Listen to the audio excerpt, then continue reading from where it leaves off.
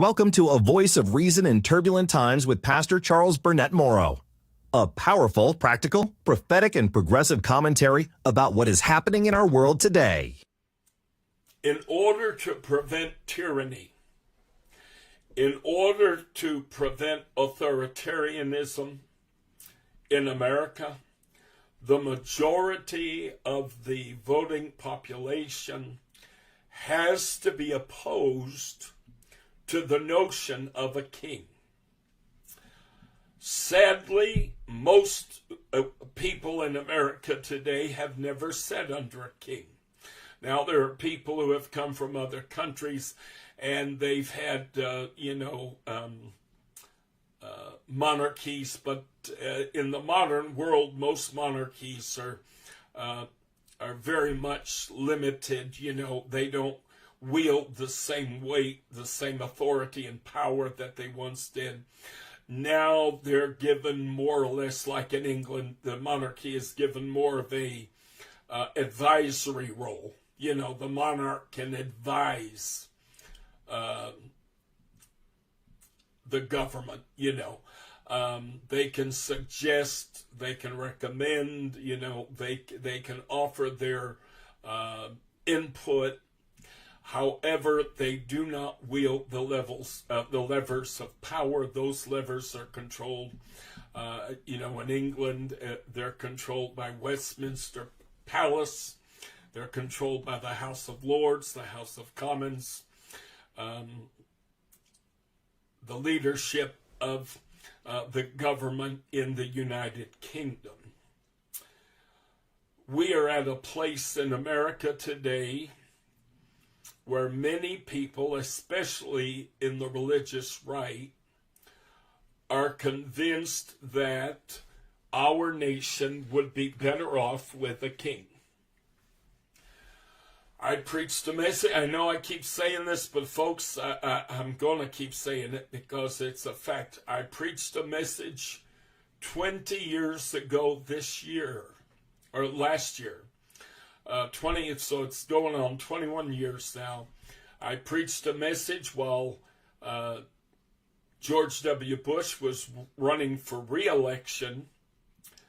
I preached a message, The Man Who Would Be King. In that message, I sounded a warning. Prophetically, I said, the Spirit of the Lord has shown me that the religious right in this country is now of a mindset similar to that of ancient Israel.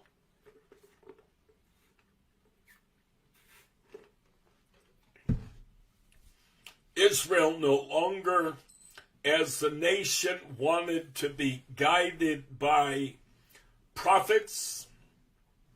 They no longer wanted to be guided by what were referred to as judges, but oftentimes the judge was in fact a prophet. But rather they wanted a king like other nations. Well, Samuel went before the Lord and told him what the people were wanting. And the Lord said, tell them thus and so. Let me tell you what happens when a king is established in any nation. You see, the sad reality is there are certain truths, folks, which are universal. There are certain truths, just like gravity. What goes up must come down. There are certain things that are going to happen. Period. When you establish a monarchy, when you give one individual absolute power, there are a certain list of things that are absolutely going to happen. And the Lord told Samuel, let them know that this is what they're going to wind up with. And the people of Israel didn't care. They still wanted a king. They didn't heed the Lord's warning. They didn't heed Samuel's words. They still wanted a king. And the Lord said, fine, I will give them a king. He anointed Saul to be the first king over Israel.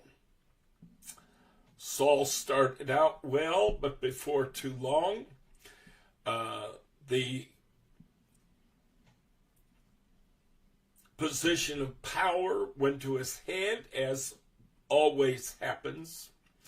The old saying is, absolute power corrupts absolutely, meaning you give somebody absolute power and there is no way, there is not a man on this planet who is of such a character and of such integrity that absolute unbridled power will not ultimately corrupt that man.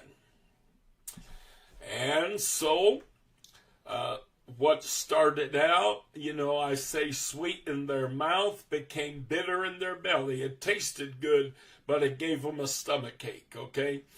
In the beginning, the idea of a king and Saul, he was handsome, he was tall, he was well built, he was a warrior, he was victorious in battle, and oh man, everybody was thrilled to death with Saul. But by the end, people weren't nearly as thrilled with Saul as they had been at the beginning. Many of the things the Lord warned the nation of Israel concerning, when I preached my message in 2004, I read down this list from Samuel, from the books of Samuel, and I said, he is going to send your young men off to war. He's going to seek after conquest. He's going to turn your young people into servants. He is going to enrich himself at the expense of the nation, so on and so forth. Well, now the religious right in America, because they do not know how to separate and delineate their religious beliefs and their religious convictions from secular law.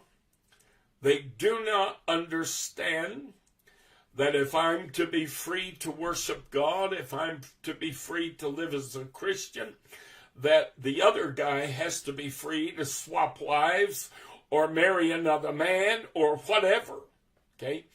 I cannot have my freedoms and yet deny the other side theirs. The religious right ignores this. They don't like this. They want their beliefs written into law.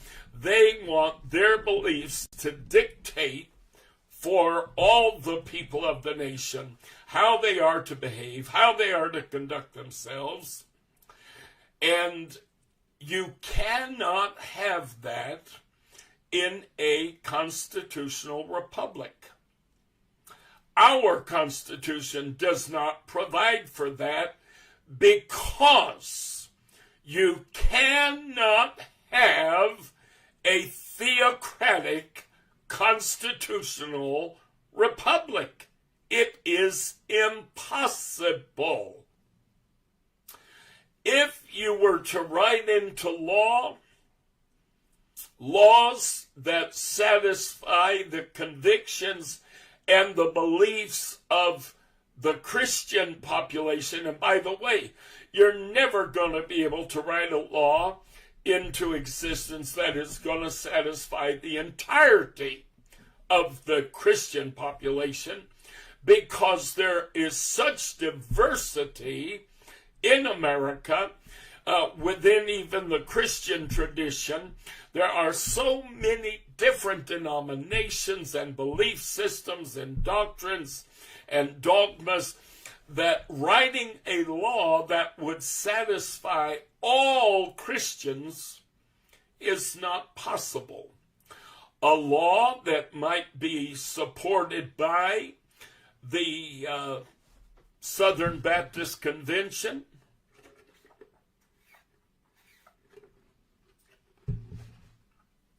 may be vehemently opposed by the Roman Catholic Church, the Episcopal Church, the Presbyterian Church, the Methodist Church. So it is impossible to have a constitutional republic that is theocratic in nature. The right wing, the religious right, has been trying to convince us for years and years that that was the intent of our founding fathers. I'm going to say it plain, they are liars and they are frauds. They twist and pervert the words of our founding fathers in the same way that they twist and pervert Scripture. A voice of reason in turbulent times with Pastor Charles Burnett-Morrow, speaking truth at a time when truth is in short supply.